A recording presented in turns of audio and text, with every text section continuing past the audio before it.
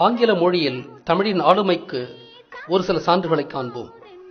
தமிழின் பல சொற்களுக்கு முன்பு ஒரு எஸ் சேர்த்தால் அது ஆங்கில சொல்லாகிவிடும். மேற்குலகின் குளிர்ந்த தட்பவெப்ப சூழல்தான் இத்தகைய மொழி மறுவுதலுக்கான காரணமாகும்.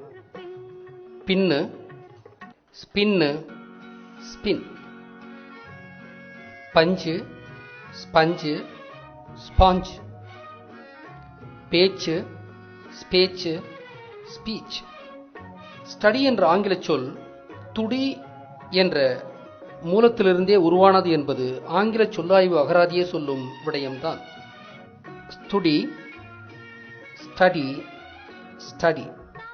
ஆனால் துடி என்பது தமிழின் துடி என்ற மூலச்சொல்லே. துடி, ஸ்டுடி, ஸ்டடி.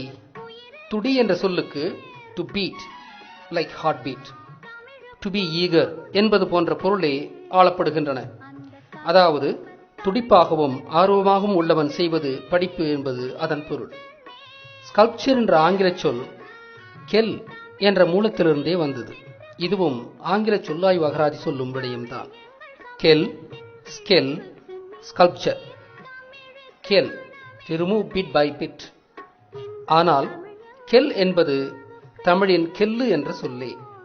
கெல்லு, ஸ்கெல்லு, ஸ்கெல், ஸ்கல்ப்சர். கெல்லு, சிறிது சிறிதாக பீத்திடு. கெல்லு என்பது கல் என்ற வேர்ச்சொல்லிலிருந்து மலர்ந்த சொல்.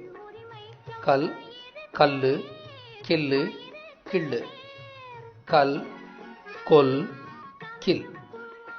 கல் என்பது ஆதி மனிதனின் ஆயுதம் என்பதால் அதிலிருந்து முளைத்தவைதாம் இந்த சொற்கள்.